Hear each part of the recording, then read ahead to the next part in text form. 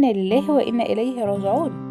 أعلن سنان العزاوي نجل الفنان العراقي محسن العزاوي وفاة والده في الساعات الأولى من صباح اليوم الأحد 7 مايو عبر حسابه الشخصي على موقع التغريدات الشهير تويتر.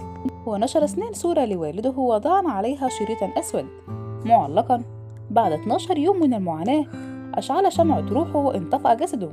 رحل والد الفنان محسن العزاوي، الفاتحة جزاكم الله. وعاد نجل سنان وكتب في تغريدة أخرى: إن وعد الله حق، ستقام الفاتحة على روح والدي الفنان محسن العزاوي في حسينة الصدرين الكان في الدورة شارع 60 ليوم 8/5/2023 من الساعة 2 ظهرا حتى الساعة 8 مساء. محسن العزاوي ممثل عراقي ومخرج مسرحي كبير، ومن بين الأعمال التي شارك في بطولتها مسرحية حكايات العطش والأرض والناس، ومسلسل النسر وعيون المدينة، ومسلسل الأمان الضالة، وفيلم بابا حبيبتي. ولد الفنان محسن العزاوي في عام 1939 في مدينة النصرية محافظة ذكار، وترعرع في أحضان عائلة متوسطة الحال.